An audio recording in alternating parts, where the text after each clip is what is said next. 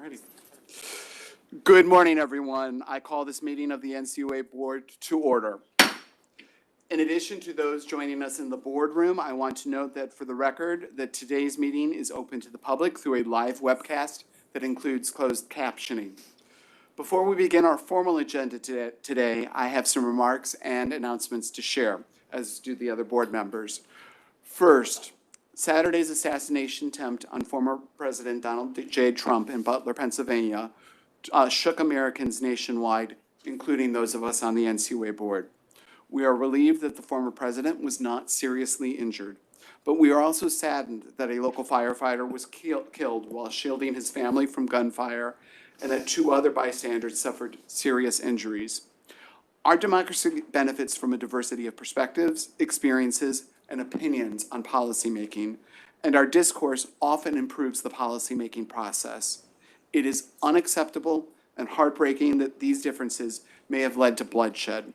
Violence is never the answer. Moreover, all that unites us as a nation is far greater than our differences. That is why we will continue to work on the NCUA board to engage in a civil discourse that balances competing interests. We may not always agree on every point, but we will work to understand and appreciate each other's views. Such comedy, cooperation, and consensus when possible is good for the agency, good for the credit union system, and good for America. Second, the NCUA's chief officer would typically present a mid-year spending analysis to the board in July to update us about the agency's use of the 2024 budget.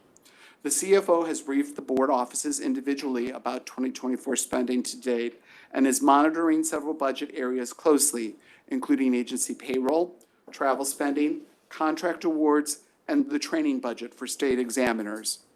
To date, 2024 spending is largely in line with the budget approved by the board for this year, and there are no adjustments needed to the budget at this time that require board consideration.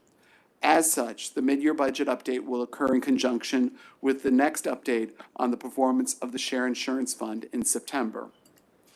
Lastly, the board has unanimously approved several items by notation vote in recent months.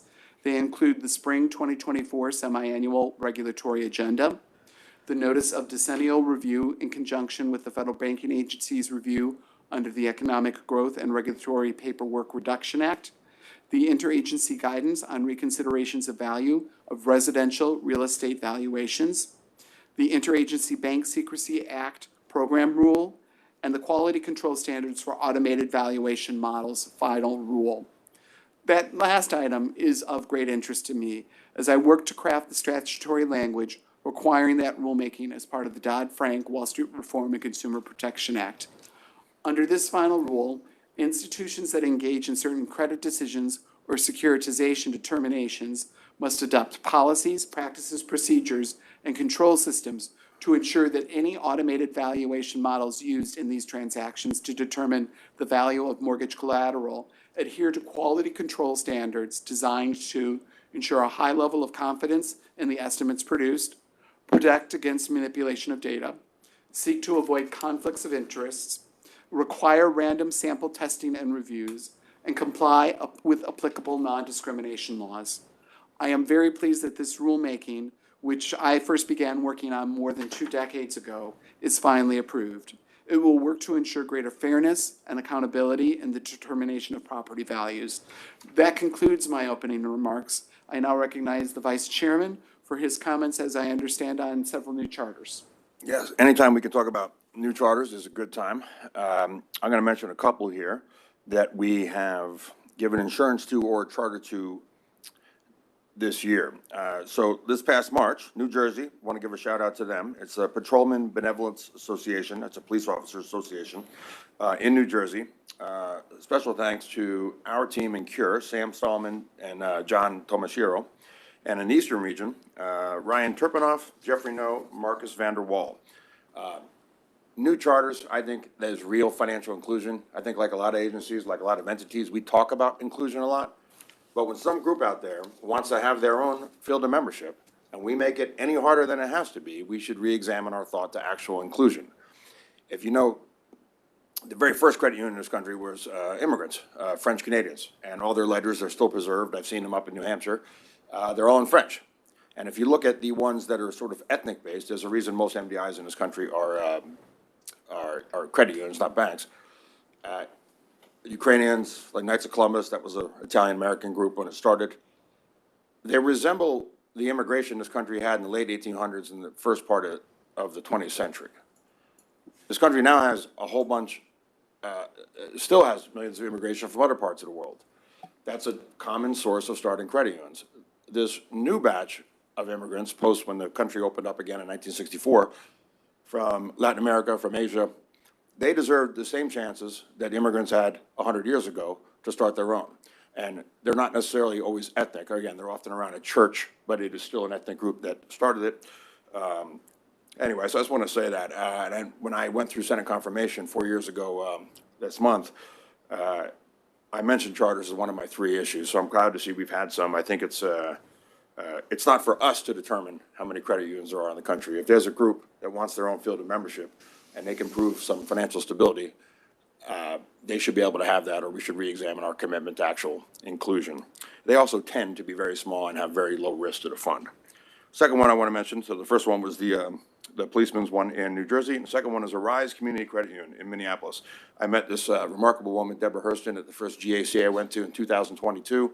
She had been trying for quite some time, federal charter, state charter, and she got her wish. We have insured it. It is a state charter in Minneapolis. The entity is the Association for Black Economic Power. As I understand it, that part of Minneapolis, which I have not been to, but is where George Floyd's from, very low-income place. The only financial service providers of any type are like pawn shops and title loan for your car and that sort of thing. So she said she's not going to stop. I remember that 2 years ago. She's not going to stop till it happens. It's opened its doors this past March, Arise Credit Union. The mission is to exist as a Black-led financial hub of a culturally responsive community, cooperative economic system, delivering economically priced financial resources to build a resilient, financial, healthy, and empowered community. So I want to say congrats to the organizers of that, the people who worked on the Minnesota Department of Commerce, and to the NCUA staff. At CURE here at NCUA, Trish Mickley gets a shout out here, and the Western Region 3 people, Susan Draper, James Woodrich, and Joyce Cameron. They all deserve accolades for their work in this. Thank you. I very much agree with you. Any day there's a new credit union is a good day at the NCUA. Board Member Otska? Thank you. Thanks, Chair Harper, and thanks, Vice Chair Hopman. I'm going to actually talk about 2 other provisional charters that were recently granted. Like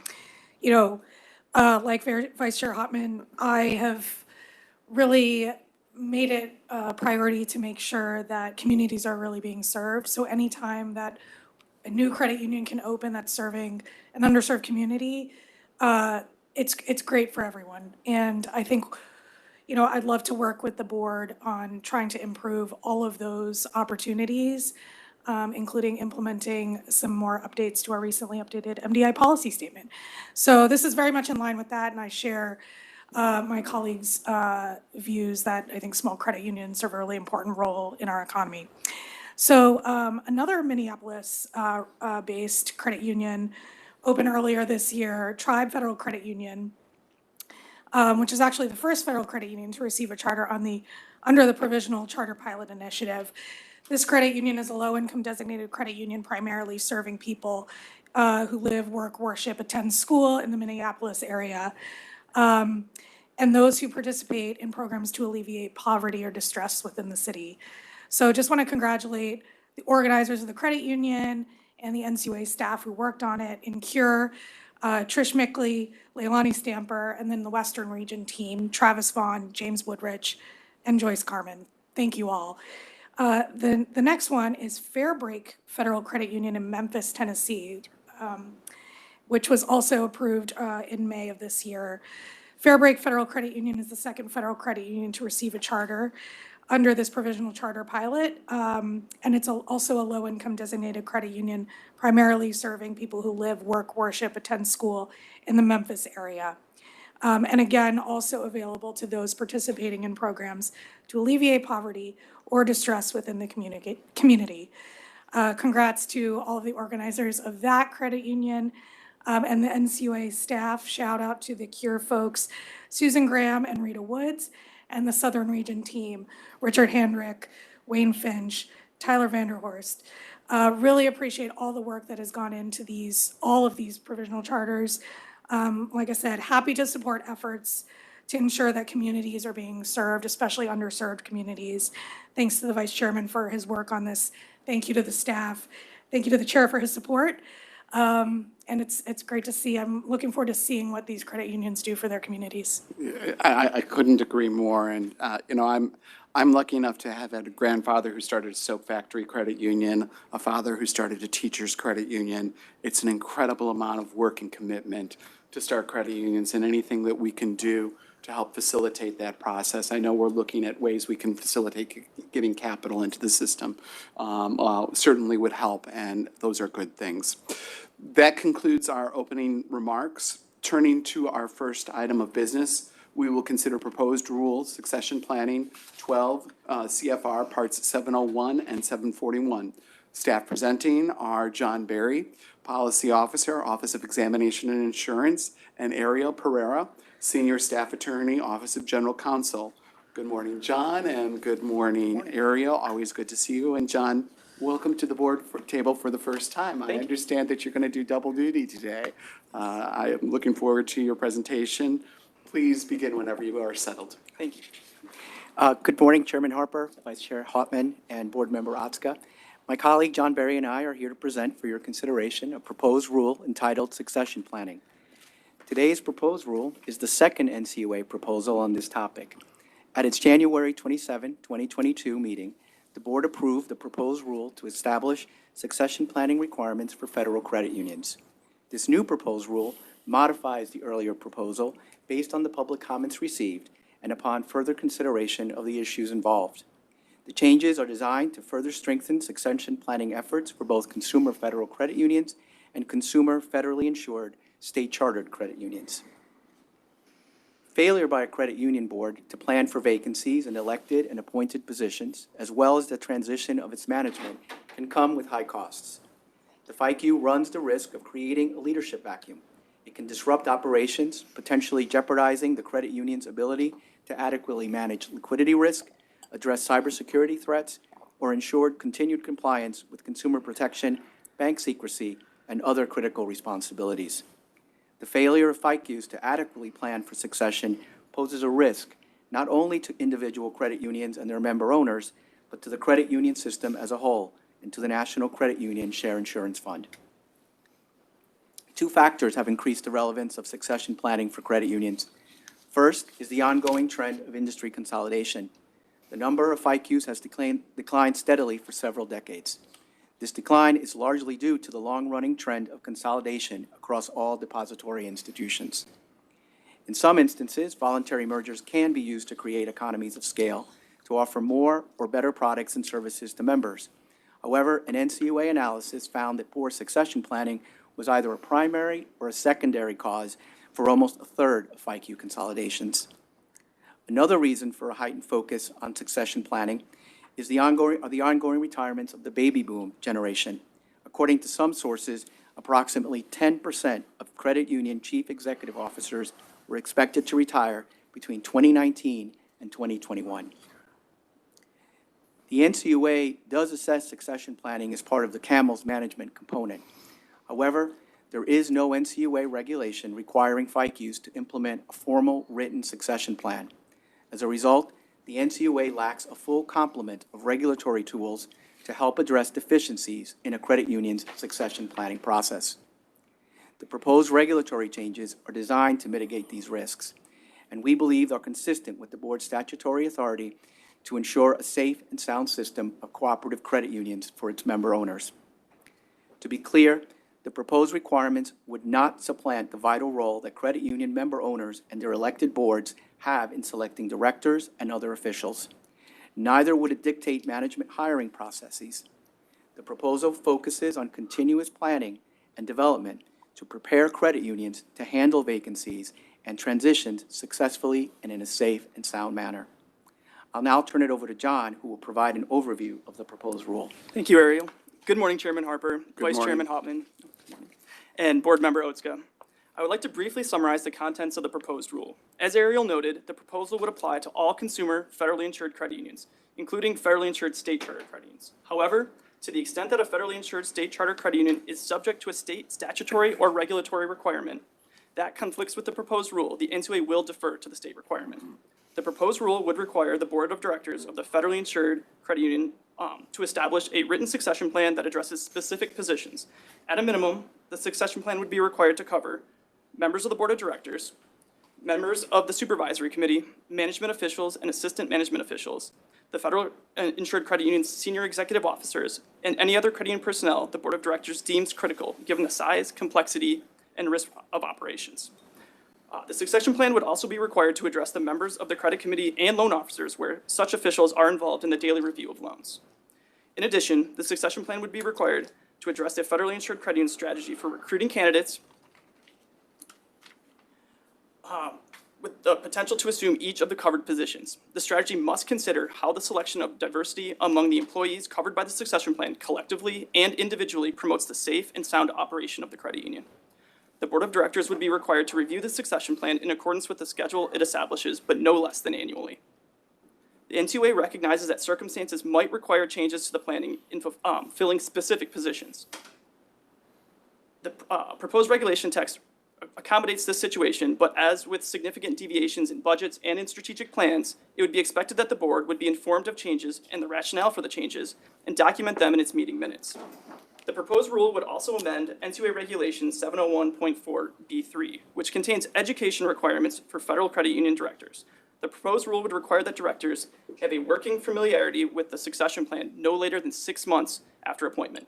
The expectation is for a federally insured credit union to develop a succession plan that is consistent with its size and its complexity. As an aid, the proposed rule includes a sample template for succession plan that may be appropriate for some smaller federally insured credit unions, though all federally insured credit unions would benefit from it. This concludes our presentation. We would be happy to address any questions that you have. John, deeply impressed that you delivered that with just one breath. And Ariel, thank you for your presentation on the revised proposed succession planning rulemaking. This new proposal would require federally insured credit union boards of directors to establish succession planning process for key positions. This latest proposal also builds on our prior efforts to issue a rule in this area. And as one of the commenters in our prior rulemaking noted, the costs associated with this rulemaking are, quote, a burden worth bearing, unquote. I could not agree more and strongly support this rulemaking. One of the NCUA's supervisory priorities for 2023 was a review of the credit union's approach to succession planning for senior leaders, including any written succession plan the credit union established, and a broader analysis of this exam priority for a large subset of examined credit unions. We found that roughly 1 in 4 credit unions either lacked a succession plan or had an inadequate succession plan. That finding demonstrates our need to act now. Without a rule, we can only encourage credit unions to adopt effective succession plans through exam findings. A rule would allow us to require such planning through a document of resolution. The continued health and success and diversity of the credit union system requires foresight by all. That includes the NCUA and the credit union leaders who serve as the stewards of their members' owners' financial security. After all, as Benjamin Franklin once reportedly said, if you fail to plan, you plan to fail. Therefore, it isn't surprising that the term succession planning includes the word success in the first 7 letters of the phrase. Regardless of the economic environment, the consolidation of credit unions has been a constant over several decades. One reason why, and Ariel, you noted this, so many mergers are occurring is the absence of effective succession planning, especially in smaller credit unions. We see that factor frequently cited as a reason for a merger. With this new proposal, the NCUA has revised its 2022 succession planning proposal to account for the public comments we received. Several commenters had asked for greater details and specifics in the proposal. This proposal provides those specifics. What's more, the revised proposal the board is considering today would strengthen succession planning efforts of both federal credit unions and federally insured state chartered credit unions. Generally, the proposed rule would require all federally insured credit unions to have a succession plan that covers the board of directors, the supervisory committee, management officials and assistant management officials, and any other personnel the board of directors deems critical given the credit union's size, complexity, or risk of operations. The succession plan would also address the members of the credit committee and loan officers where such officials are involved in the daily review of loans. And a credit union's board of directors would be required to review the succession plan no less than annually, as noted. In a prior role before joining the NCUA board, I served as a board member and officer for a small nonprofit with a budget of approximately $600,000 a year. Without any contractors or money spent, that board was able to research, develop, and approve an effective succession plan within just a few months. And that succession plan proved effective a short time later when the executive director departed. All credit unions would benefit from having effective succession plans in place. As part of this latest proposal, the NCUA has developed a draft template. This is an important piece for use by smaller credit unions. The NCUA board would like to receive comments from credit union stakeholders on the template as well. While the proposed rule would not make it mandatory for credit unions to use the NCUA template, the NCUA board recognizes that some credit unions may experience a cost if they don't already have a succession planning process in place. This template is intended to reduce the time and effort to develop a succession plan. Any feedback from stakeholders to improve the template would be very helpful. The NCUA expects a credit union would develop a succession plan that is consistent with its size and complexity. Therefore, smaller institutions may have a simple succession plan that addresses a few key leadership positions, while larger, more complex institutions would have more extensive plans for a variety of critical roles. In either instance, the succession plan must consider how the selection, skill, experience, and diversity of the covered employees collectively and individually promote the safe and sound operation of the credit union. And I can't say this enough. Succession planning is vital to the long-term success of any institution, including credit unions. A credit union board's failure to plan for the transition of its management and key decision makers could come with high costs, including the potential for an unanticipated merger of the credit union if key personnel depart. In my view, it's better to maintain many small credit unions serving a wide variety of purposes and niche markets than continuing to consolidate credit unions into ever larger institutions. What's more, a credit union's failure to adequately plan for its succession can pose risks to the system as a whole and the share insurance fund, which the NCUA is tasked to protect. For these reasons, this revised succession planning proposal is an important step to ensuring credit unions plan for and are successful in the future. One last thing that I do want to add before I recognize the Vice Chairman. Please know that we are very open to changes in this. We first proposed a rule that was relatively easy, relatively non-prescriptive. This rule's a little bit more prescriptive. If we need to move it back one way or the other, dial it up, dial it down, I am certainly open to working with my fellow board members on that point. This proposal will be open for a 60-day comment period, and I encourage all interested stakeholders to provide substantive comments. That concludes my remarks, and I now recognize the Vice Chairman. Thank you, sir, and thank you for your presentation, Ariel and John. I appreciate the hard work staff's put into this proposed rule and updating from the one we did 2 years ago. I also agree succession planning is important and recognize it's a real challenge for some credit unions, especially smaller ones. And I appreciate the intent to assist small credit unions. I'm not convinced this rulemaking is the best approach. In fact, I'm concerned regulation in this area could make things more difficult. In January 2022, I voted in favor of a proposed rule on succession planning, partly because I was genuinely interested in hearing from the stakeholders. I appreciate the 26 commenters who shared their thoughts and ideas. Although the proposed rule we're talking about today is not the same one as 2022, stakeholder comments from then have helped shape my decision on this new rule. Today's rule is almost twice the size of the previous one. It now includes state-chartered federally credit unions, where we are not their regulator, and requires credit unions to document their recruitment, training, and retention strategies. This is one reason why most of the comments have been negative, both on the old one and through more informal channels on this new one. This plan also includes a comprehensive template intended to make things easier for credit unions. I appreciate the effort put in for that. I fear it may be daunting for many. Additional data was included to justify the need for a rule, but many of the commenters pointed out the data on mergers went back 10 years and lacked the rigor necessary to draw accurate conclusions. Succession planning was included in the 2023 supervisory priorities and in the 2022 Campbell's letter, and I'm not sure if we've measured those results. How many more credit unions added or improved their succession plans because of that guidance? Do you have a handle on that? We don't have the analysis this time. Without measuring that impact, we can't claim the guidance was ineffective, nor can we assume that new guidance will be more effective. And we certainly can't conclude that this much longer rule, more paperwork, would be more effective than the guidance, which we haven't even looked at to see if it did anything.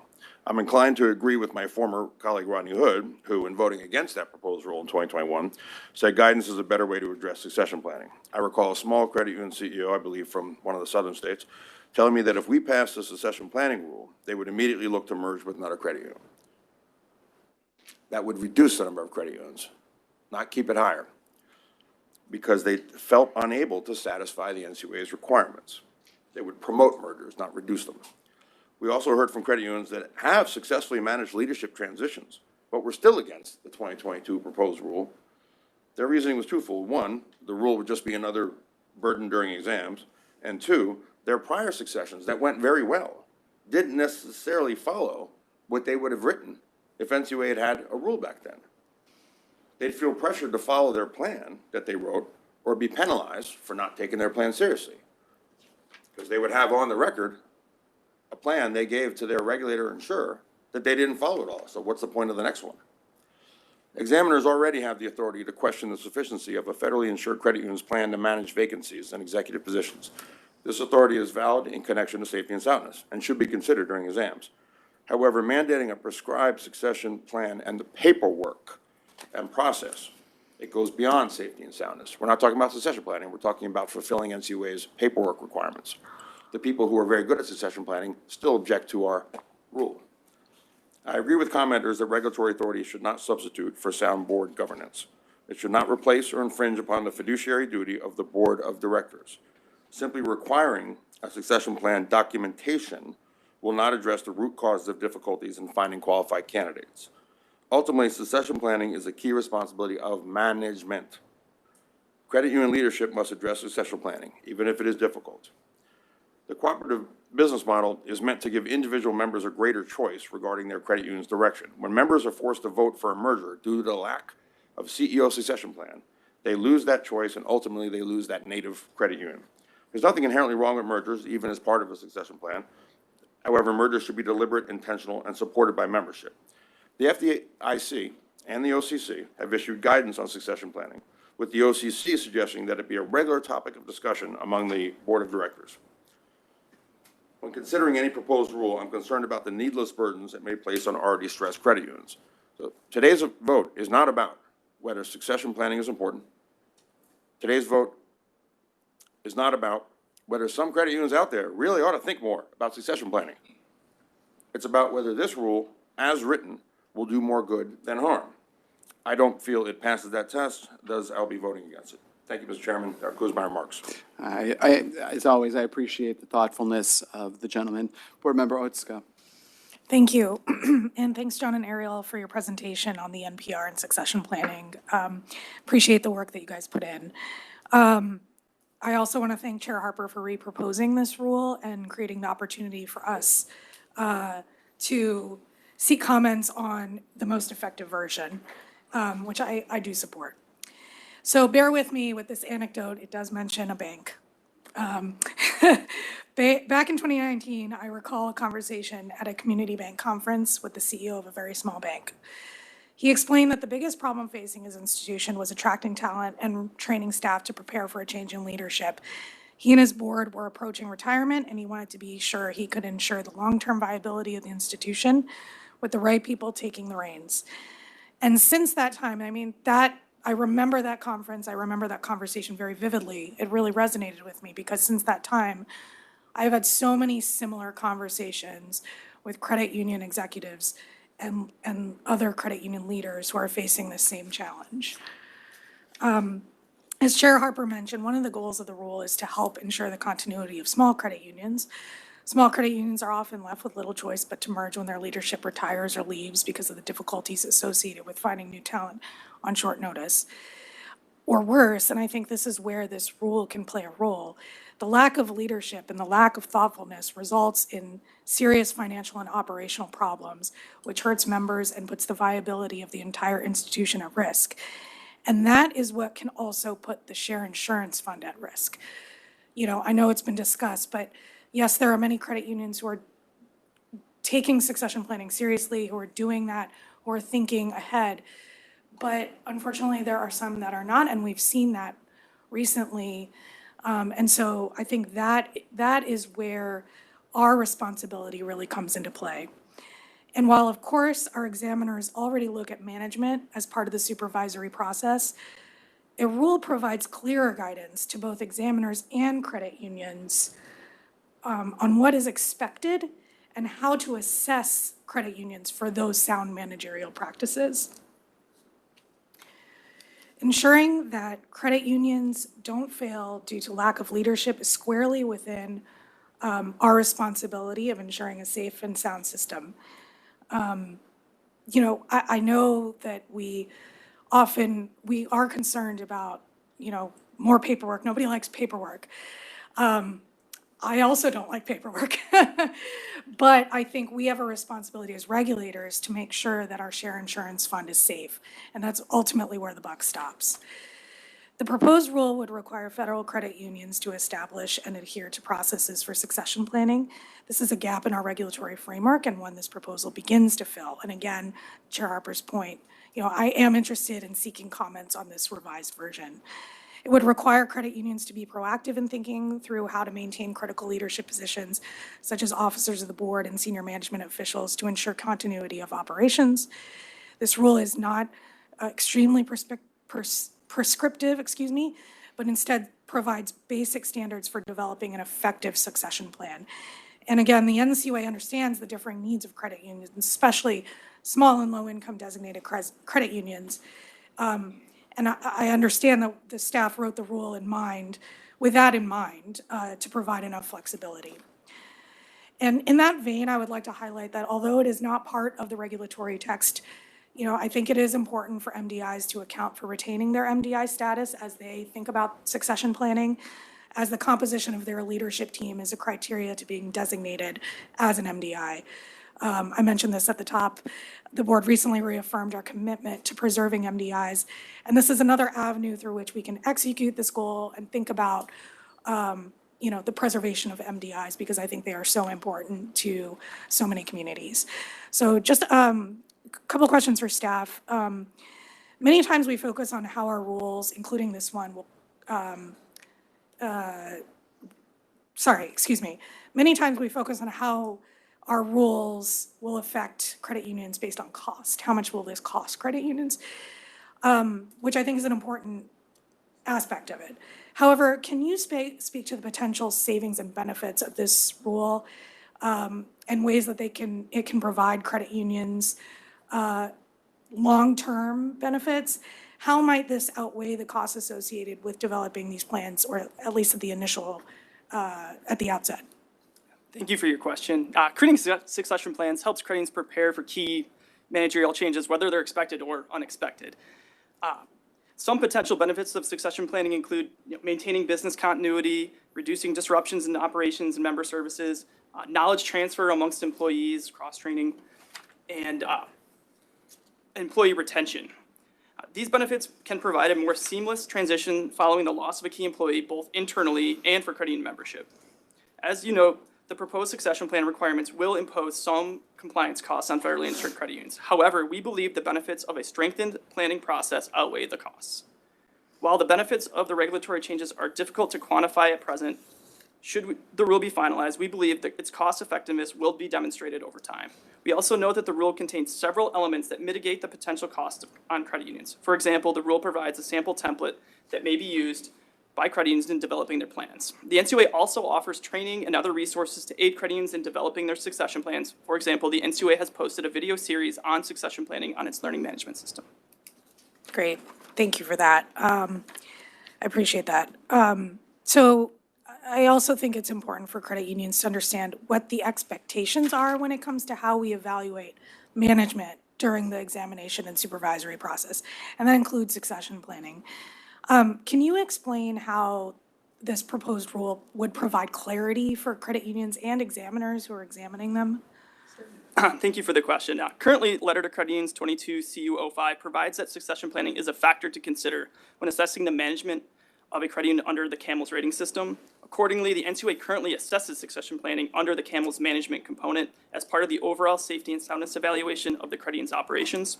However, there is no regulation requiring federally insured credit unions to implement a formal written succession plan, and as a result, a credit union's failure to establish a plan or the inadequacy of its succession planning process will not, in and of itself, warrant an examiner finding or a documented resolution item. The absence of the specific regulation on this topic also means that there are no requirements as to what constitutes an acceptable succession plan, and the regulation would therefore establish a needed, clearly articulated, and consistently enforceable set of succession planning standards. Gotcha. Thank you for that. Thank you for your responses and adding further context as to why we are proposing this rule and why it's needed to help preserve our system of cooperative credit. Thanks again. I turn it back over to Chair Harper. Thank you so much. One question I want to build on off of the questions that you had. Oftentimes I hear with small credit unions, the manager of 30 years announces she's going to retire. Her salary has remained relatively flat and isn't keeping up with market rates. Could a benefit of this proposal be benchmarking and helping to the credit union to ensure that it's growing and building itself in a way and its budget that it can attract talent at a later point? Oh, absolutely. Understanding the cost of replacing the skills necessary to meet the roles that person, that key employee fills is absolutely necessary for credit to be forward-looking and not be looking at that when the time comes. Yeah, I also know that there was an initiative a few years ago to bring in young NBAs who had recently completed their training into the credit union system. Small credit unions are a perfect place for a young person with executive training to cut their teeth and to grow overall. If I may? Yeah, of course. Only because you jumped in. Yeah, no, absolutely. The FDIC has no similar rule, is that correct? Okay. Tanya, you were at the FDIC for years. Do you know why they don't have a rule like this, forcing banks to fill out this kind of paperwork?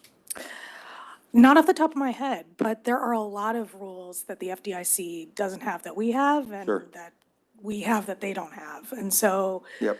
I think that given some of the things that we've seen with credit unions, I do think that this proposal makes sense for us to, again, solicit more feedback on. But sure. yeah, We don't have to copy the FDIC by any means. I'm actually trying to figure out if it's a good idea. When you were at the FDIC, did you advocate for such a rule?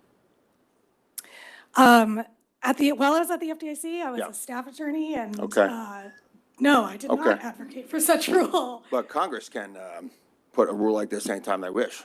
When you worked for the chairman of the Senate Bank Committee, did you suggest that they put forth legislation to do this? I don't know how my work on the Senate Banking Committee and whether I advocated for something like this or not has any bearing on whether I support the proposal right now. Doesn't have any bearing on it, but good ideas are good ideas. And one regulatory body forcing them, or Congress can do it. We wouldn't even be talking about it if Congress mandated it. We have to do what Congress wants. So I'm just saying if it was a good idea at another agency, it seems like it would be a good idea here. If it was a good idea here, it would be a good idea for Congress to do it, who probably should be making most of these decisions anyway. That's all I wanted to mention. But in terms of attracting talent to small credit unions, it is hard. One great way to do it is make the job less of a pain. A lot of these are labors of love. You mentioned a person whose pay hasn't risen in years. Say, hey, would you like to run a credit union? How's the pay? Not very good. What do you do? Well, I spend an enormous amount of time filling out paperwork for my regulator and rushing to meet their deadlines. That's not a job that attracts a lot. Why? Is it because you're risky? No. We have 800,000 in assets. We're a microscopic risk to the fund, but still, we are forced to do all this paperwork. So if we really want to attract talent, we can make the job more attractive, and NCUA has some role to play in that. I'm done now. Fair enough. And just two final points. One is just because one agency hasn't acted first doesn't mean that we can't act first. Absolutely. And second, I do want to reiterate this to the Vice Chairman. This is an open, fluid process. At the end of the day, where we ultimately land with something in final, I want to share the commitment that, we will continue to have the discussions and where we might be able to land. The intent here is a good one. The execution agree. is what I'm hearing overall. Board Member Otska, is there a motion? I move that the board proposed rule succession planning 12 CFR Part 701 and 741 for a 60-day comment period as attached to the board action memorandum. Is there a second to the motion? Hearing none, I second the motion. All those in favor say aye. Aye. Aye. All those opposed say nay. Nay. The ayes have it, and let the record show that the motion passes 2-1. Thank you both to you. The second item of business today is proposed rule incentive-based compensation arrangements, 12 CFR Parts 741 and 751. Staff presenting are John Berry, Policy Officer, Office of Examination and Insurance, and Gira Bose, Senior Staff Attorney, Office of General Counsel. Staff available for questions include Amanda Parkhill, Deputy Director, Office of Examination and Insurance, and Ariel Pereira, Senior Staff Attorney, Office of General Counsel. Good morning, John, Gira, Amanda, and Ariel. John and Gira, you may begin whenever you are ready. Thank you, Chairman. Good morning, everyone. Chairman Harper, Vice Chairman Hopman, and Board Member Otska. We are here today to present for your consideration a proposed rule entitled Incentive-Based Compensation Arrangements to fulfill NCUA's obligations under Section 956 of the Dodd-Frank Wall Street Reform and Consumer Protection Act. Section 956 requires NCUA and 5 other agencies, the Federal Reserve Board, Federal Deposit Insurance Corporation, Office of the Comptroller of the Currency, Securities and Exchange Commission, and Federal Housing Finance Agency to jointly prescribe regulations or guidelines with respect to incentive-based compensation practices at certain covered financial institutions. Specifically, Section 956 requires that the agencies prohibit any types of incentive-based payment arrangement or any feature of any such arrangement that the regulators determine encourage inappropriate risks by covered financial institutions. One, by providing an executive officer, employee, director, or principal shareholder of the covered financial institution with excessive compensation, fees, or benefits. Or two, that could lead to material financial loss to the covered financial institution. Section 956 does not apply to institutions with less than $1 billion in assets. It does not require a financial institution that does not have an incentive-based payment arrangement to make the disclosures required by Section 956, and it does not require the reporting of the actual compensation of particular individuals. To date, the agencies have issued 2 proposed rules, one in 2011 and the second in 2016, neither of which were finalized. This 2024 action is being taken by NCUA, FDIC, OCC, and FHFA. It involves reissuing the 2016 proposal for public notice and comment and requesting commenter input on alternatives that may be incorporated into a final rule. I'll now turn it over to John to discuss the proposal. Thank you, Gira. Good morning again, Chairman Harper, Vice Chairman Hoffman, and Board Member Otska. I would like to briefly summarize the contents of this proposed rule. The proposed rule identifies 3 levels of covered institutions subject to the rule. Level 1 institutions are those with assets equal to or greater than $250 billion. Level 2 institutions are those with assets greater than or equal to $50 billion, but less than $250 billion. And level 3 institutions are those with assets greater than or equal to $1 billion, but less than $50 billion in assets. At this time, there are 449 federally insured credit unions that would be covered by this rule, with 447 being a level 3 and 2 being a level 2. We would have no level 1 credit unions. As noted earlier, this proposed rule prohibits incentive-based compensation plans that provide excessive compensation or could lead to material loss at the credit union. The proposed rule contains 6 factors for determining whether compensation is excessive or unreasonable or disproportionate to the value of services performed by a covered person. These factors apply to institutions at all 3 levels. The factors must be considered are the combined value of all compensation and fees or benefits provided to the covered person, the compensation history of the covered person and others with comparable expertise at the credit union, the financial condition of the credit union, compensation practices at comparable credit unions based on such factors as asset size, geographic location, and the complexity of that credit union's operations, and for post-employment benefits, the projected total cost and benefit to the credit union, and any connection that covered person has with any fraudulent act or omission, breach of trust, or insider abuse with regard to that credit union. The proposed rule contains 3 key principles that must be considered when determining if incentive-based compensation poses a material risk of loss to the credit union. The principles apply to this institution at all 3 levels and include whether the incentive-based compensation arrangement appropriately balances risk and financial reward, whether the incentive-based compensation arrangement is compatible with effective risk management and controls, and whether the incentive-based compensation arrangement is supported by effective governance. With this proposal, the agencies expect that a covered institution would tailor its incentive-based compensation program to its size, complexity, risk tolerance, business model, and the business model of the institution consistent with the previously listed factors. The proposal requires that an institution's board of directors or committee thereof be directly involved in the oversight of the incentive-based compensation program. Specifically, the board of directors or the committee thereof must approve all incentive-based compensation plans for senior executive officers, including awards and payouts, and approve all material exceptions or adjustments to plans covering senior executive officers. The last core requirement of the proposed rule involves record keeping. All covered institutions will have to document their incentive-based compensation plans, maintain them for 7 years, and provide them to their regulator upon request. At a minimum, records must include copies of all incentive-based compensation plans, a record of who is subject to the plan, and a description of how the plan is consistent with effective risk management and controls. The proposed rule applies additional, more rigorous prohibitions and requirements to incentive-based compensation arrangements at Level 1 and Level 2 credit unions. These enhanced requirements include coverage of individuals considered to be significant risk takers, as well as the senior executive officers, enhanced disclosure and record-keeping requirements, deferral of a portion of qualifying incentive-based compensation in accordance with the rule, the requirement that unvested deferred incentive-based compensation be at risk of downward adjustment or forfeiture under certain circumstances set forth in the rule, and inclusion of clawback provisions in qualifying incentive-based compensation arrangements, and independent risk management and control requirements, and enhanced requirements relating to governance, policies, and procedures.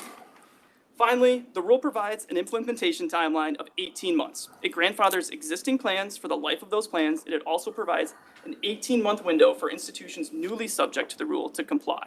In other words, if a credit union surpasses $1 billion in total assets at a later point in time, that credit union will be afforded the same 18-month period for implementing the required provisions of the rule. This concludes our comments. We are glad to answer any questions that you have. Thank you. Thank you so much, Gira and John, for your presentation on this proposed rule to implement the incentive-based compensation requirements of Section 956 of the Dodd-Frank Wall Street Reform and Consumer Protection Act. More importantly, thank you for your work on the interagency team of federal regulators that developed this proposed rule. And thank you, Amanda and Ariel, for being available to respond to any questions that we may have. I know that this is a complex topic. In just 3 days, we will mark the 14th anniversary of the enactment into law of the Dodd-Frank Wall Street Reform and Consumer Protection Act. And this September, we will mark the 16th anniversary of the collapse of Lehman Brothers and AIG, both prominent events in the financial crisis and the Great Recession that followed. The Dodd-Frank Act responded to those events and, among other things, called upon financial regulators to act on the issue of incentive compensation within 9 months of enactment. So it's an understatement to say that this rulemaking is long overdue. It's actually an incomplete assignment about which lawmakers frequently inquire of me at hearings. They want to know when we are going to finish our homework. For me, the time to act is now. Specifically, Section 956 of the Dodd-Frank Act requires federal financial regulators, including the National Credit Union Administration, to issue joint regulations or guidelines requiring disclosure and reporting of incentive-based compensation for senior executive officers and significant risk takers at financial institutions with more than $1 billion in assets. It also requires us to establish a mechanism for deferring income and clawing back improper gains resulting from excessive risk-taking when an institution fails. As noted earlier, the proposed rule we are considering today is identical to the proposed rule recently approved by the Federal Deposit Insurance Corporation, the Federal Housing Finance Agency, and the Office of the Comptroller of the Currency in May. This rule also reproposes the regulatory text issued in June 2016 and seeks public comment in the preamble on certain alternatives and questions. As in 2016, the proposed rule would establish a three-tiered system for covered financial institutions. Level 1 would cover institutions with $250 billion or greater in assets. Level 2 would cover those institutions between $50 billion and $250 billion. And Level 3 would cover institutions between $1 billion and $50 billion in assets. From the perspective of federally insured credit unions, the proposed rule's impact is relatively small.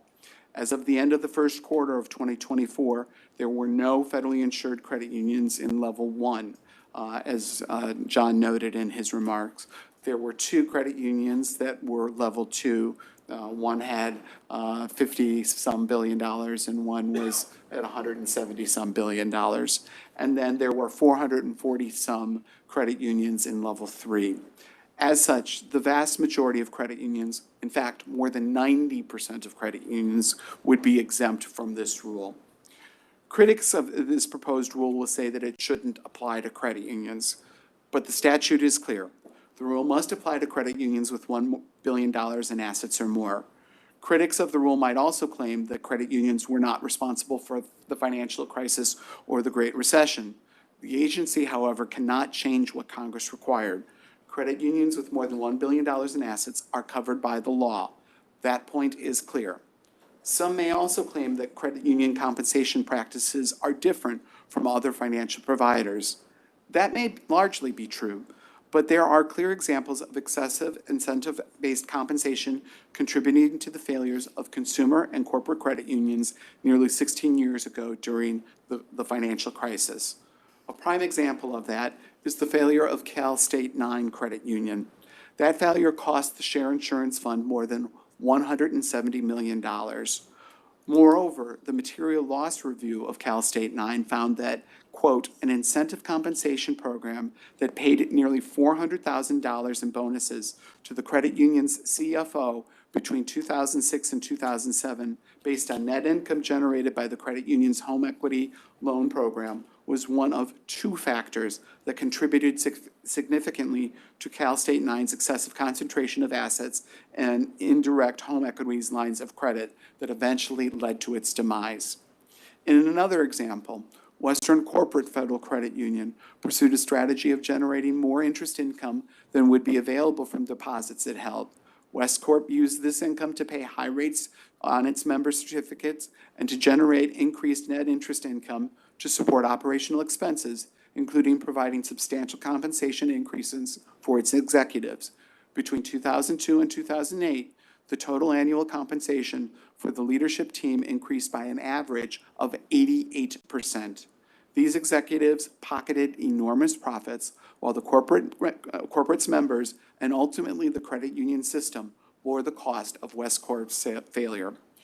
To help avoid similar situations in the future, the NCUA is required by Congress to issue a joint incentive-based compensation regulation or guidelines, and that is what we are doing here today. Some may also assert that we have learned our lessons and what happened in 2008 cannot happen again in 2024. I wish that were true, but it is not. Just last year, we saw how excessive risk-taking by certain banks rocked our financial markets. As noted in the proposed rule, a report on the failure of Silicon Valley Bank, for example, noted that the compensation packages of senior management were tied to short-term earnings and equity returns did not include risk metrics. That same report concluded that the bank's managers had a financial incentive to focus on short-term profit over sound risk management. A consistent set of enforceable standards across financial regulators would level the playing field, avoid regulatory arbitrage, and help ensure that incentive-based compensation arrangements at covered financial institutions are not excessive and do not lead to material financial losses. Lastly, some may assert that in passing Section 956, Congress allowed the agencies to issue joint guidelines instead of a rule. That is correct, but guidelines are an imperfect solution in this instance as they are unenforceable.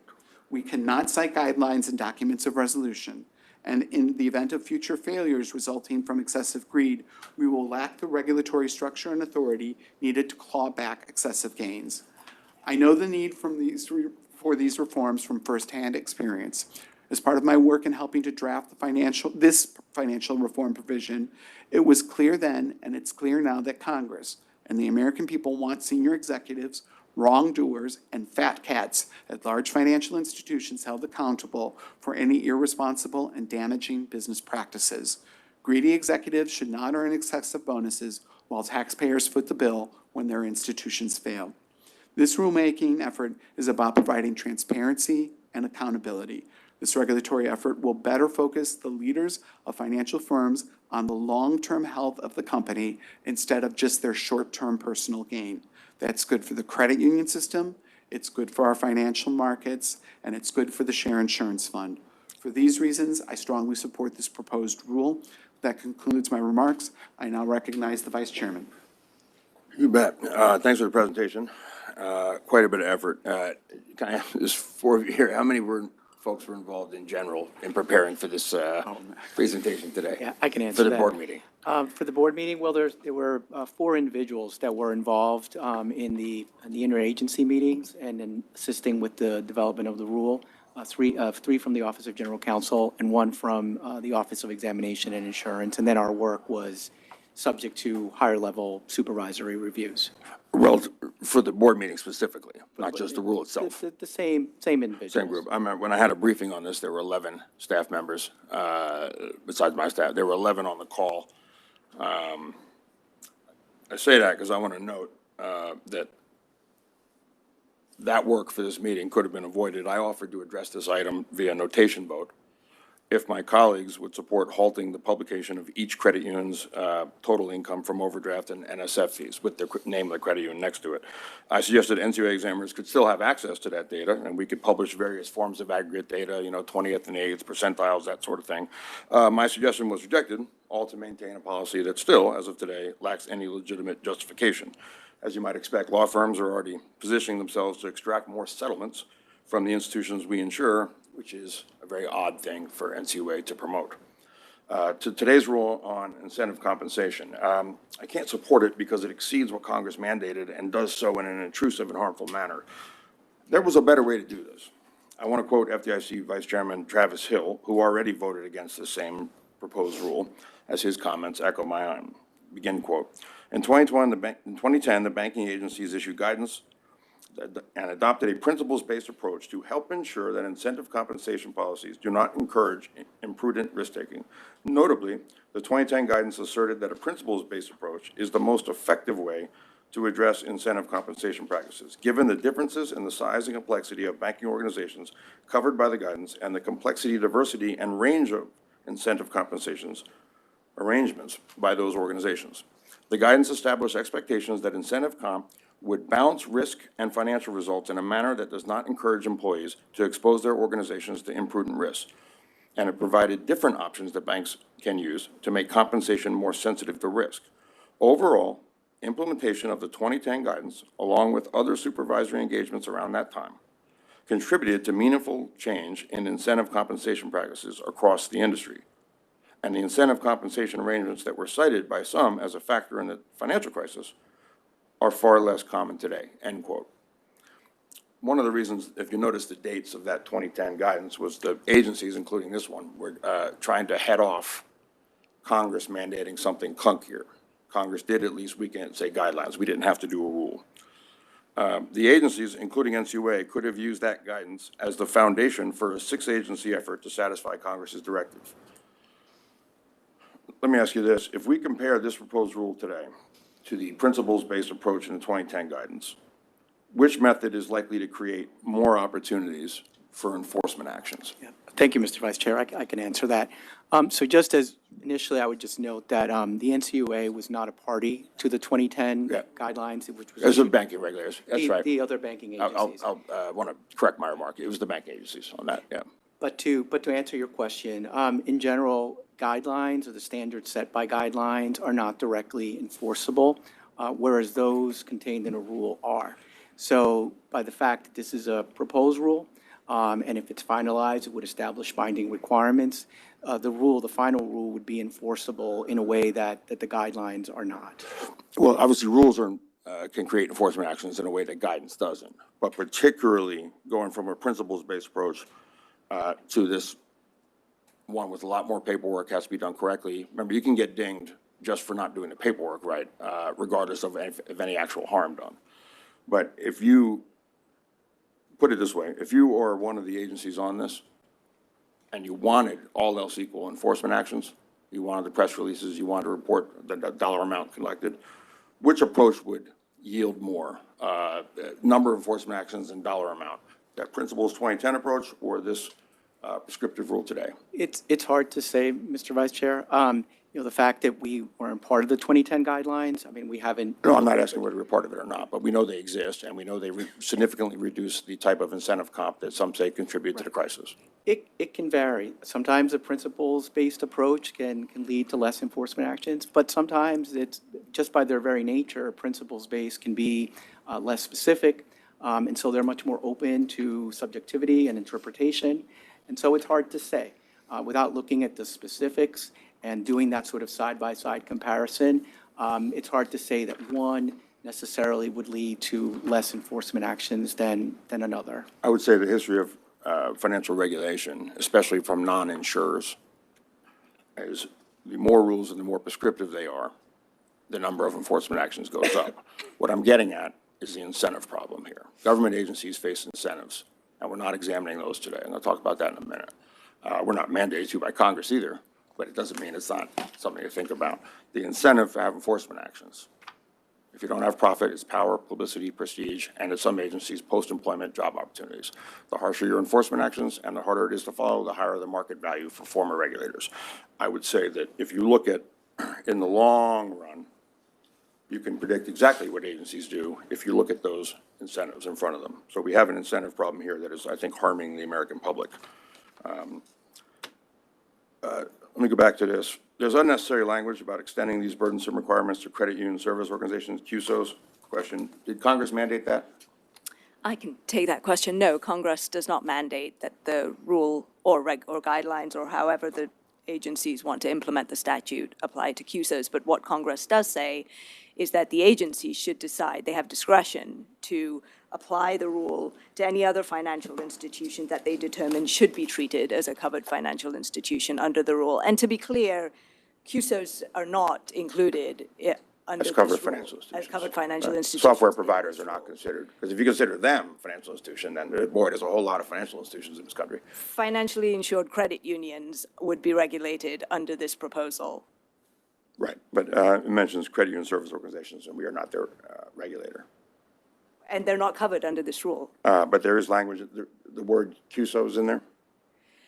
You cannot do through a QSO or any other entity, if you are a credit union, what you cannot do directly under this rule. So there is an anti-evasion provision. And I think you may also be getting at the fact that there is a question in the preamble with regard to QSOs. It's a longstanding question. A similar question was also asked back in 2011. And that's an opportunity for the agency to get feedback on QSOs and to, But in the event that the board wants to. the word consider- credit union service organization is not in section 956 of this- Dodd-Frank. No, it's not, and it's not in the regulation either. I asked our staff to eat our own cooking here, because remember, we can't say we're here to do this, well, Congress mandated it. No, they did, but we know there's other ways to do it. When this agency and the other agencies are party to it, and by the way, this will not become law probably anytime while I'm here, because the Fed opposes it, hasn't not approved it yet, flat out opposes it. That's why this is not going to go in the Federal Register. But since we went well beyond what Congress said, we can't complain that it's too burdensome. I asked the staff to eat our own cooking. I said, let's put ourselves in the shoes of a large credit union and mock it up, see what you would do, right? How long does it take, you know, et cetera. A large credit union would have to comply with this and actually write up what you expect them to report to us, just to get a handle on it, right? Remember, no one on earth understands this more and doesn't have to interpret it more than the people who wrote it. They're the only people, as of today, that actually have to know exactly how to do it, right? We don't have to interpret it, there are words. So this should be the easiest possible thing, right? The only people who know exactly what it means, no interpretation, no guidelines, and don't actually have to get in trouble for doing it, since it was just an exercise for doing it poorly. I think it's crucial for government to understand what it demands of others. I've said it before, the only people who think compliance is easy are the people who don't have to do it. Here's what I received after some time with spent as exercise.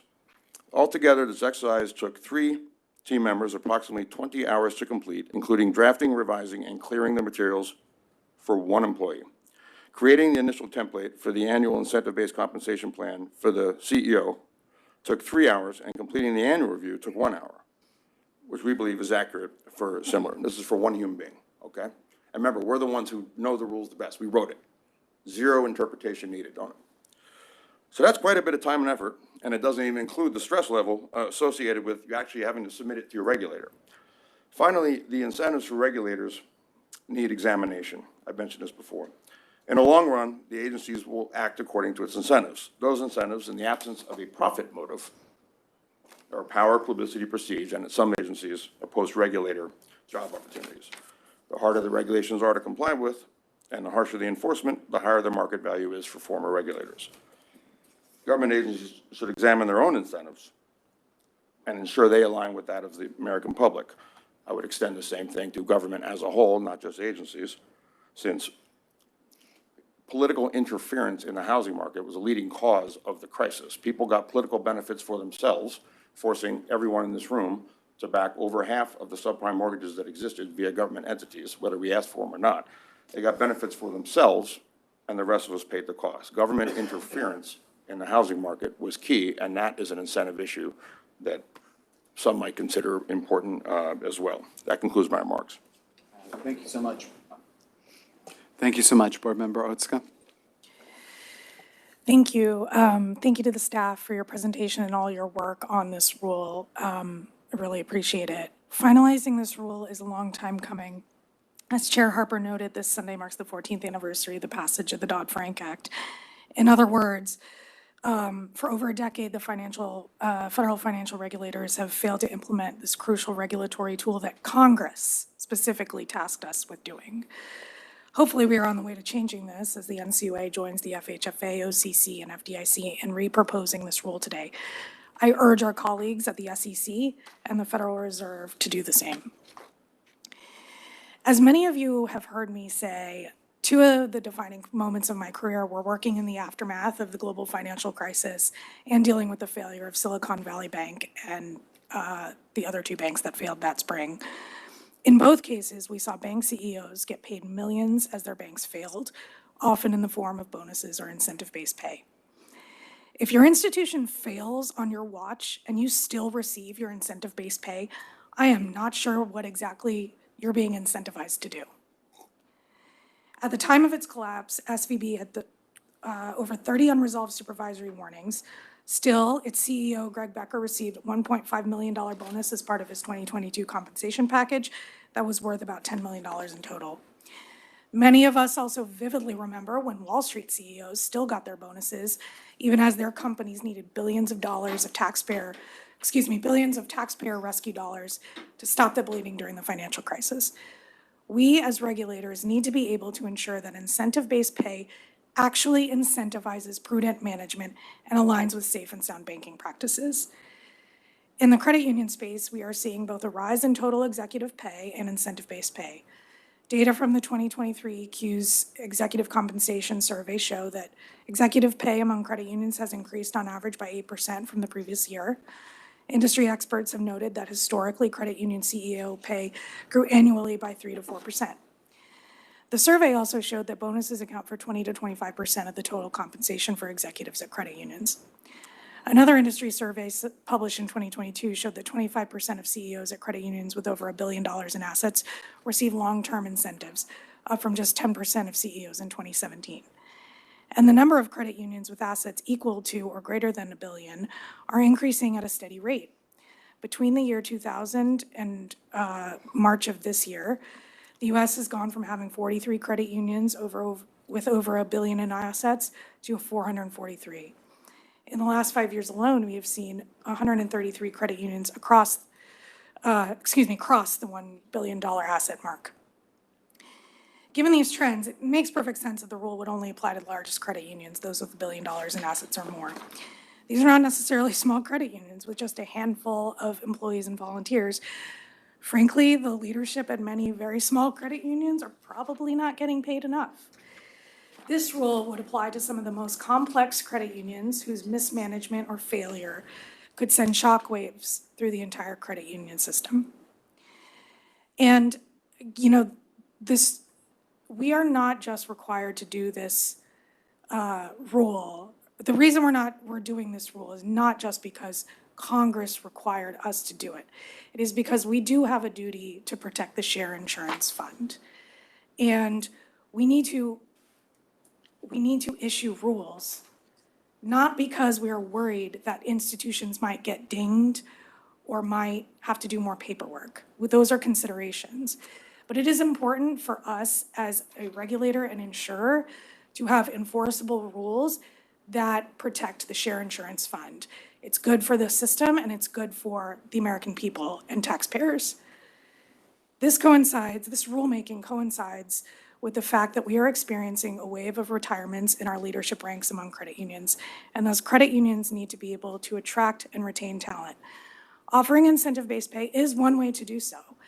And in that sense, it is fitting that we're voting on both the succession planning and incentive-based pay proposal today, as both rules provide additional stewardship as our credit union system continues to grow. To that end, the proposed rule aims to put more safeguards in place to ensure incentive-based pay is aligned with the proper incentives, such as sound governance practices and risk management controls. It includes prohibitions intended to make these compensation arrangements more sensitive to risk, such as banning incentive pay that does not include risk adjustment of awards, deferral of payments, and forfeiture and clawback provisions. These provisions would help safeguard credit unions from the types and features of incentive-based compensation arrangements that encourage inappropriate risks. We want credit union management to be adequately compensated and be able to attract and retain talent. I do think that's important. I think it's important for leaders of financial institutions, including credit unions, to be adequately compensated for what are very hard and increasingly complex jobs.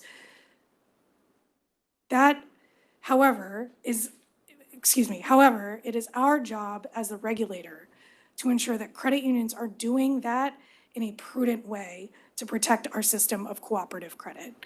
So for these reasons, I strongly support the proposal, and I really thank staff for all the hard work that went into it.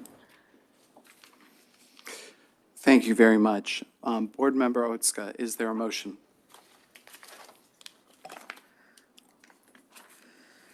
I move that the board approve proposed rule, incentive-based compensation arrangements, 12 CFR Parts 741 and 751, for a 60-day comment period as attached to the board action memorandum.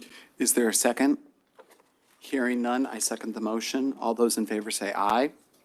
Aye. Aye. All those opposed say nay. Nay. The ayes have it, and let the record show that the motion passes 2-1. The last item of business today is the Federal Credit Union loan interest rate ceiling. Nagi Khalid, Director, Credit Markets Division, Office of Examination Insurance, will deliver the staff presentation, and Amanda Parkhill, Deputy Director, Office of Examination Insurance, will join him, actually, will remain at the table to answer any questions. Good morning, Nagi, and good morning, Amanda.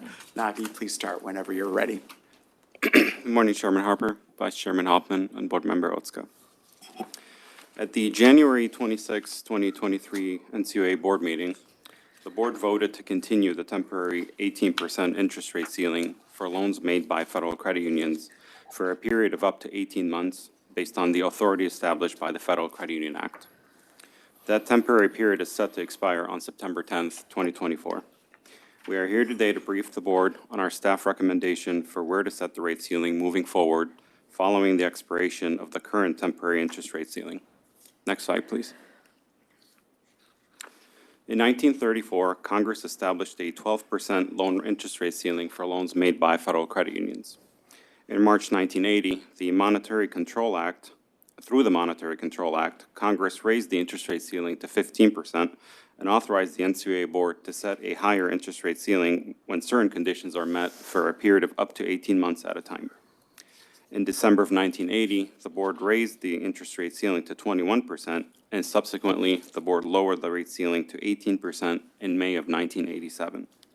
And since then, the board has voted 23 times to maintain the temporary 18% interest rate ceiling, and as previously mentioned, was most recently extended at the January 2023 board meeting through September 10th of 2024. Next slide, please. This slide represents the history of the loan interest rate ceiling since 1949 in comparison with the movement of the bank prime rate. The blue dash line is the Federal Credit Union loan interest rate ceiling, and the green smooth line is the bank prime loan rate. And since 1987, when the NCUA board first set the loan rate ceiling at 18%, the spreads between the Federal Credit Union loan interest rate ceiling and the bank prime rate have ranged from 650 to 1,475 basis points, with an average of 1,190 basis points. Currently, the spread is about 950 basis points. Next slide, please. The Federal Credit Union Act includes 3 requirements that must be satisfied for the board to raise the loan interest rate ceiling above 15% for periods not to exceed 18 months at a time. First, the board must consult with appropriate committees of Congress and a number of appropriate external agencies on the changes. The board must also determine that the money market interest rates have risen over the preceding 6 months. And finally, the board must determine that the prevailing interest rates threaten the safety and soundness of individual credit unions, as evidenced by adverse trends in liquidity, capital, earnings, and growth. Next slide, please. As mentioned earlier, the Act requires the NCUA to send notifications to appropriate committees of Congress, the Department of Treasury, and the Federal Financial Institution Regulatory Agencies. The NCUA sent those consultation letters in April of 2024, and they included the Secretary of the Treasury, the Chairman of the FDIC and the FRB, the Comptroller of the Currency, and the chairs and ranking members of the Senate Committee on Banking, Housing, and Urban Affairs, and the House Committee on Financial Services. Next slide, please. The second requirement noted is that the board must determine that money market interest rates had risen over the preceding 6 months. And as shown on the table on this slide, the money market interest rates increased between October 31st of 2023 and April 30th of 2024, as evidenced by the changes over that period to both the average money market deposit rates and the 180-day average secured overnight financing rate. The changes vary from 13 to 21 basis points for those selected money market rates. Next slide, please. The Federal Credit Union Act also mandates that the board must determine that the prevailing interest rate levels threaten the safety and soundness of individual credit unions, as evidenced by adverse trends in liquidity, capital, earnings, and growth. NCUA staff conducted an assessment of the interest rate ceiling's impact on safety and soundness. And as of December 31st of 2023, there were 2,159 credit unions, or about 75 federal credit unions, or about 75% of the total population of federal credit unions that had issued loans with rates above 15%. And loan balances with rates above 15% totaled about $42.6 billion, and these loans carried an average loan rate of 17.31%. The table on this slide summarizes this information and shows the breakdown of these federal credit unions that have a low-income designation, a minority deposit insurance designation, or are certified as community development financial institutions. It also shows the federal credit unions that have a concentration rate of above 10% of total assets in loans with rates above 15%. Next slide, please. Given the prevailing interest rates, NCUA staff estimates that a reversion to the statutory loan interest rate ceiling would threaten the safety and soundness of as many as 1,139 federal credit unions, given the impact to one or more areas of performance in liquidity, capital, earnings, and growth, which are the 4 risk categories outlined in the Federal Credit Union Act. The table on this slide shows how many categories were triggered for the 1,139 federal credit unions meeting at least one of those risk criterion. And as of December 31st of 2023, 37 billion, or about 87% of loan balances with interest rates greater than 15%, were held by these 1,139 federal credit unions collectively, with an average interest rate of about 17.35% for those loans with rates above 15%. If the interest rate ceiling were to revert to 15%, a 235 basis point reduction in average loan interest rates could lead to as much as $873 million of lost future annual interest income for those federal credit unions. The adverse impact would be particularly pronounced for 273 federal credit unions that are already struggling with negative earnings, 37 federal credit unions with low net worth ratios, and 49 credit unions with greater than 10% of their assets in loans with rates greater than 50%. Next slide, please. Since 1987, when the NCUA board first set the loan interest rate ceiling at 18%, the spreads between the federal credit union loan interest rate ceiling and the prime rate have ranged from 6.50 percentage points and 14.75 percentage points. And currently, as noted in prior slides, the 9.5 percentage point spread between the current loan rate ceiling of 18% and the current prime rate is still sufficient to support loan pricing needs in federal credit unions. Overall, federal credit unions maintained sound performance during 2023 with the current 18% loan rate ceiling. NCUA staff assessed that in the current environment, an 18% loan interest rate ceiling provides federal credit unions with sufficient risk pricing ability to manage liquidity, capital, earnings, and growth, and protects member access to safe and affordable credit, and does not require federal credit unions to incur any additional operational burden or costs associated with a change to the loan rate ceiling. Next slide, please. In addition to the statutory considerations, NCUA staff also assessed the interest rate ceiling's impact on a program integral to a lot of members, which is the Payday Alternative Loans Program, or PALS. The PALS program provides federal credit unions with diversification in their loan portfolios, but more importantly, it provides a better alternative to payday lenders for tens of thousands of members who need it the most. The current interest rate ceiling on the PALS program is 28%, which is determined by adding 1,000 basis points to the interest rate ceiling when the NCUA sets a higher than 15% loan rate ceiling. However, if the federal credit union loan rate ceiling reverts back to the 15% statutory limit, the maximum allowable PALS rate would also fall back to 15%. Next slide. Oh, no, excuse me, same slide. Allowing the loan rate ceiling to revert to 15% would constrain a federal credit union's ability to apply risk-based pricing for borrowers who currently take advantage of the PALS program. And more importantly, reversion of the interest rate ceiling could lead to the elimination of PALS lending if federal credit unions can't price these loans appropriately for the risk. And this could result in tens of thousands of federal credit union members being driven to other, more expensive lenders to meet their borrowing needs. Next slide, please.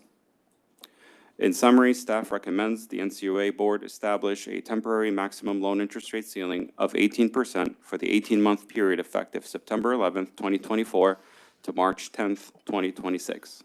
Next slide, please. This concludes our presentation. Thank you for your time this morning, and we'll be happy to answer any questions you have.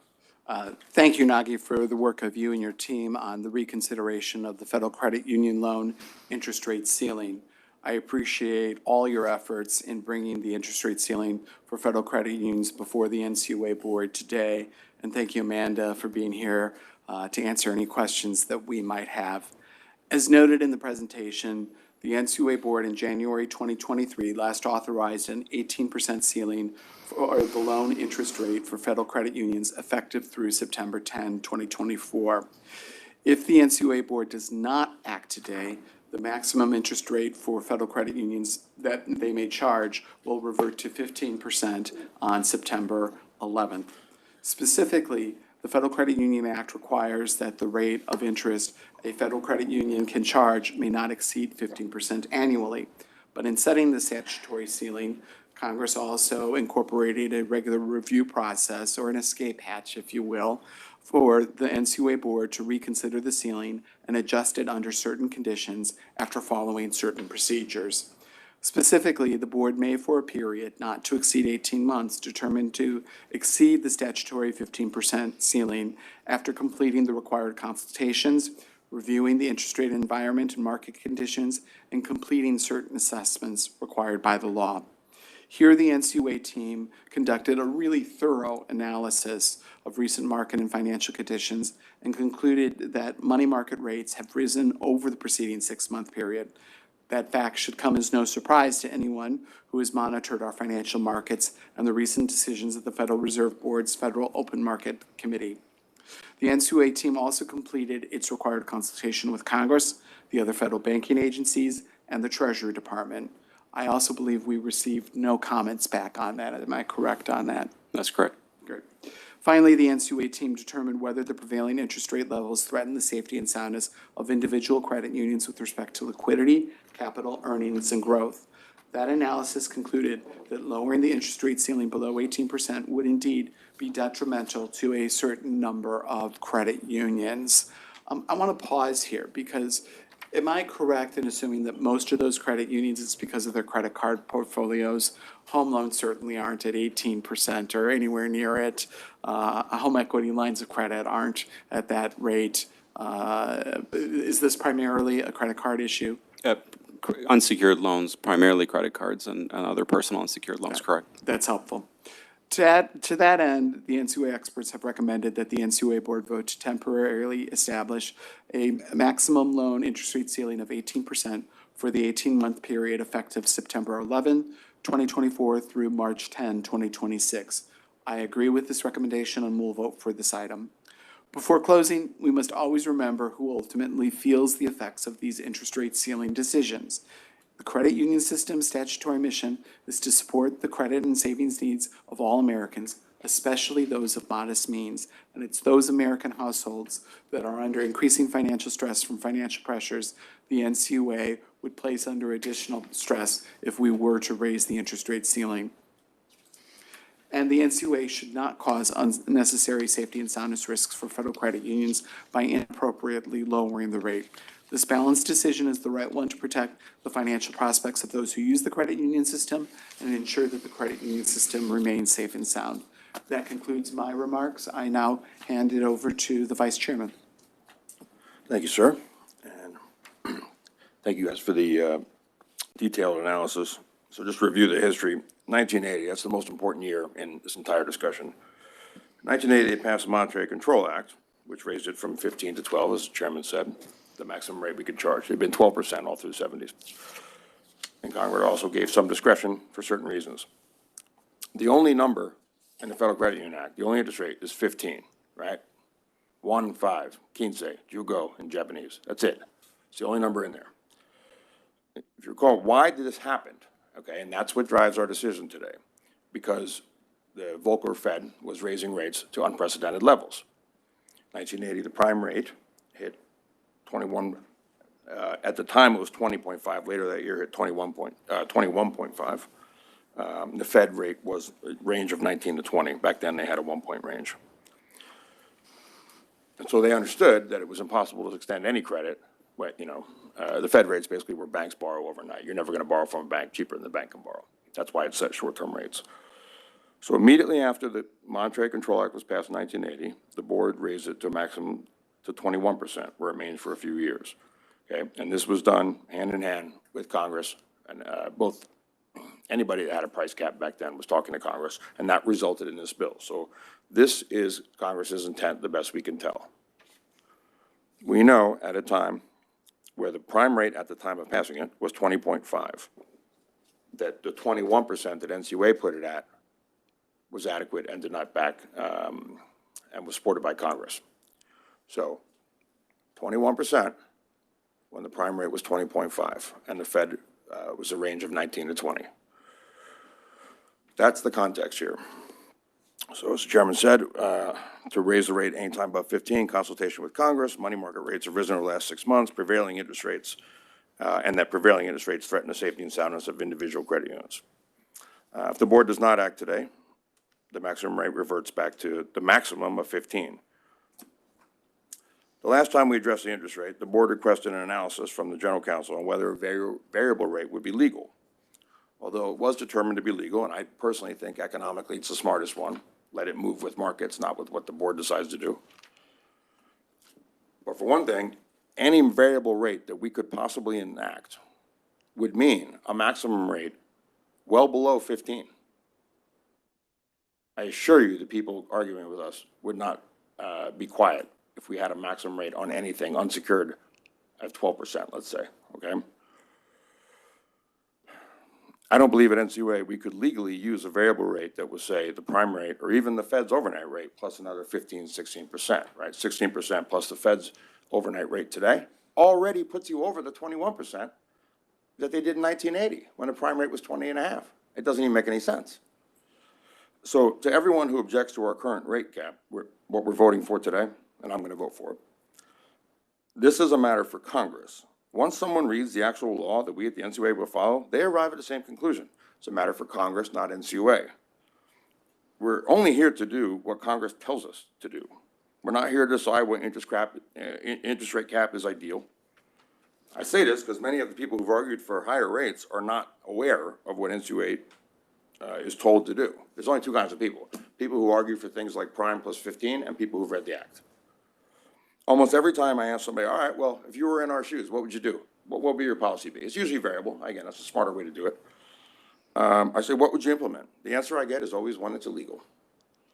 I'll mention that I'm aware of the negative effects of government price setting. I don't need to be told about that. I agree with it. I'm aware it's usually the least of these that get harmed when government interferes in market prices, that people are going to go to other lending sources or not have a credit card. It's hard to operate in America without a credit card.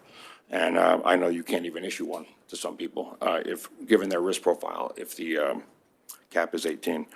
Currently, we do not have evidence, if you go back to 1980, that resembles that period, okay? But of course, there are signals that lowering it would threaten the safety and soundness of individual credit unions. The 18% ceiling provides low-income and CDFI credit unions some headroom above the statutory rate of 15, and of course, that means 10% above that is our PALS loan. For some low-income community and CDFI credit unions, it could be most of their membership that would get walloped here. With that said, this is a question for you. If the rate were allowed to revert to 15%, can you discuss how many credit unions would be impacted from a safety and soundness perspective, and what portion would be low-income MDI or CDFI? Certainly. So about 1,139 federal credit unions would be impacted from a safety and soundness perspective to any one or combination of the risk categories defined in the statute. And of those, about 2/3, or about 759 federal credit unions, either have a low-income or MDI designation or are certified as CDFI institutions. 1,100 something. That's ballpark a quarter of the credit unions in America. Okay. And then the majority of those are low-income MDI or CDFI, right? Okay. Just an interesting footnote, I think partly to some entrepreneurs out there, some technology has helped that the PALS loans, which were never feasible for lender or buyer in most cases, they've made some entrepreneurs, some private businesses have created technology to make it a little more feasible. So we've seen increase in outstanding PALs, both the number, let's see, 18-month period ending last December. Balance of PALs went from 84 million to 120 million. That's over 40%. The number of them went from 111,000 to 150,000. That's 35%. So that is an interesting note in all of this. That concludes my remarks. I have no further questions. Thank you. Board Member Otska. Thank you, Chair Harper. And thank you, Nagi and Amanda, and thank you to all the staff who've been working on this. From 1987 until now, there have been economic downturns, including the Great Recession, high inflation, the pandemic. Yet the credit union system has been able to grow with an interest rate ceiling of 18%. My colleagues have kind of gone through some of the history on that. At the end of 1987, our system of cooperative credit totaled $160 billion in assets. Today, as of March 2024, our credit union system has $2.3 trillion in assets. This is evidence that credit unions can thrive while providing their members access to credit at these reasonable rates. Congress established specific statutory requirements that the board must consider before setting the rate ceiling above 15%. Staff's analysis and due diligence consistent with the statute supports keeping the interest rate ceiling at 18%. Only in 1980, when inflation peaked at 14.6%, far higher than it is today, did the NCUA board raise the interest rate ceiling to 21%. Today, at the same time, loan portfolio data from our call reports indicates that consumers are already feeling squeezed. So talking about the borrowers here, between Q1 2023 and Q1 2024, credit card balances grew by $6.6 billion, or 9% to $80.8 billion. This is more concerning when coupled with the fact that credit card delinquency rate rose by 54 basis points during the last year. Furthermore, the delinquency rate for the other major loan products offered by credit unions, such as auto loans, residential real estate, are also increasing 21 and 19 basis points respectively. So Nagi or Amanda, do you anticipate that raising the interest rate ceiling to 21% could cause the delinquency rate across loan products to further increase? And I know in other board meetings and briefings, we've talked about, how you guys are watching delinquency rates. So I can address that question, Board Member Otska. So, and I'll address it from a borrowing cost perspective. So with a higher interest rate ceiling, loans could become more expensive for borrowers and leading to potentially increased monthly payments. And those borrowers you mentioned are already financially stretched, may struggle to keep up with higher payments, which could potentially result in higher delinquency rates, particularly in a challenging economic environment where rising costs and inflation, especially if the unemployment rate also rises. There are other influencing factors also to keep in mind that could potentially also have an impact on the delinquency rates, and that's the credit union's underwriting practices and their assessment of a member's ability to repay, the loan terms and conditions, and how those correlate to a borrower's capacity and the general economic conditions. Generally, in a strong economic environment, borrowers may be able to manage higher payments better, but in weaker economies, even a modest increase in loan payments could potentially exacerbate financial conditions for members. Okay, That thank you. concludes my response. Thank you. And how would raising the interest rate ceiling to 21% affect credit unions' members' ability to gain access to affordable credit? And I think your response kind of touched a little bit on this, and affect their mission to provide credit to those of modest means. Certainly. So I'll address it from 2 points. Raising the ceiling could theoretically allow credit unions to enhance their ability to better risk price their loans and offer credit to a wider range of borrowers. However, raising the ceiling could potentially have an impact on credit affordability, as we discussed in the prior question, especially to those members with more modest means. It could increase borrowing costs for members, specifically to those that are already close to the current rate cap or those that have less favorable financial profiles. And that could lead to higher monthly payments, particularly in an inflationary environment where cost of living is already rising, could make credit less affordable and potentially stretch the financial resources of lower income members or those who are already struggling. That concludes my response. Thank you, thank you.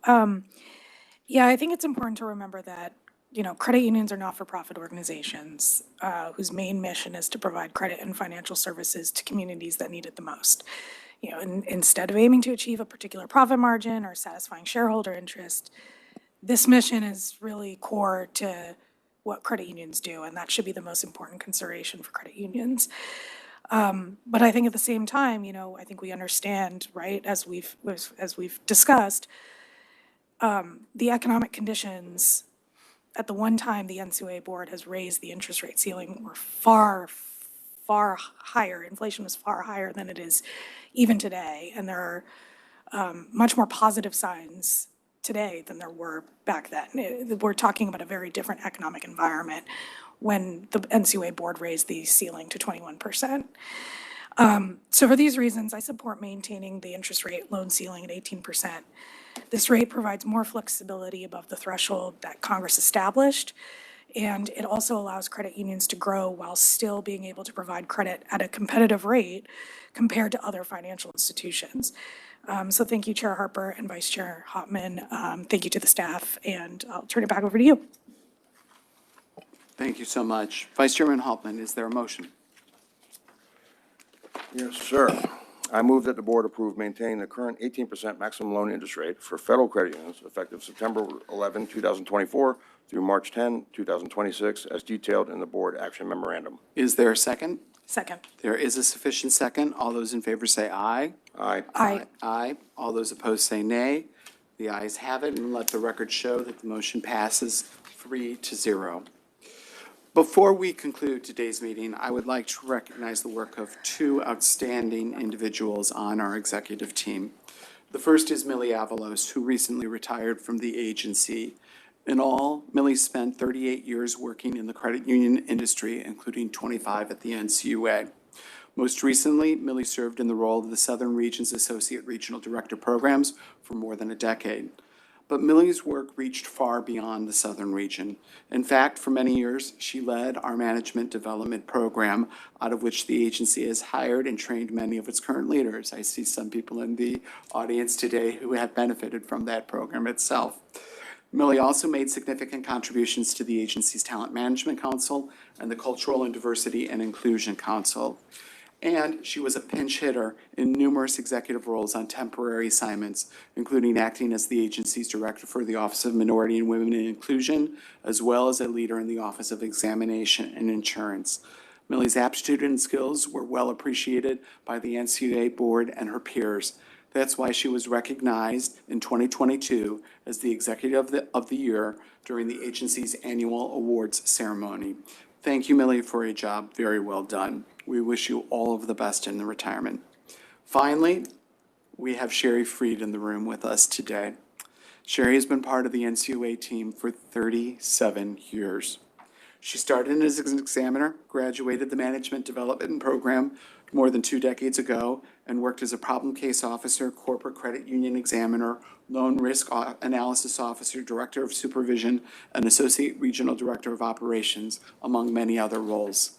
For the last 7 years, Sherry was the Western Regional Director, providing leadership and oversight of the Western Region's operational activities across an astounding 23 states and territories.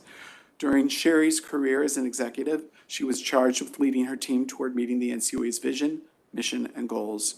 Sherry not only built coalitions internally, but she also built coalitions with other federal agencies, state and local governments, as well as nonprofit and private sector organizations.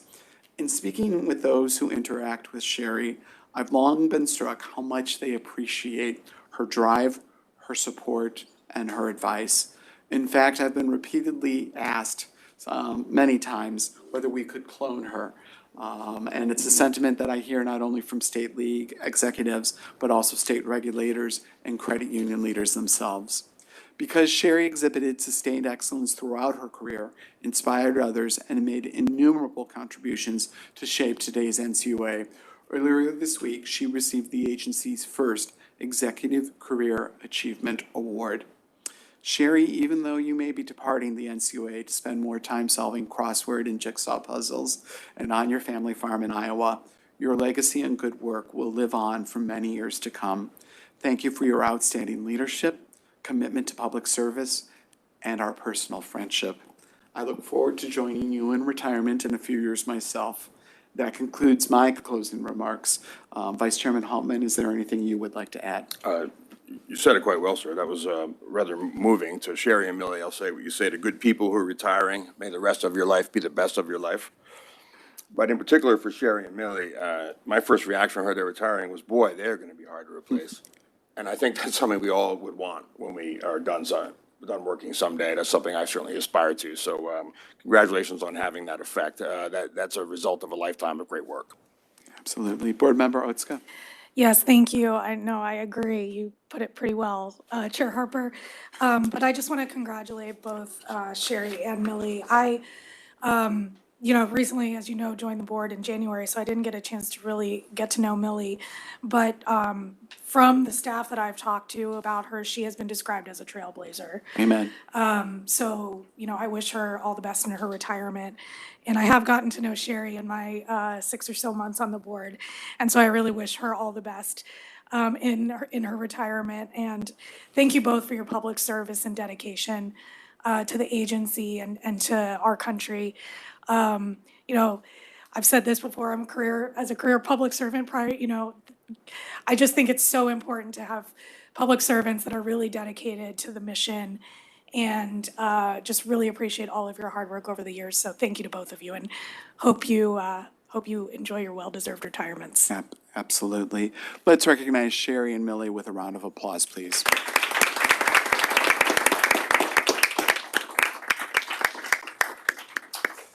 With that, that is the end of our agenda today. There being no further business, we are hereby adjourned.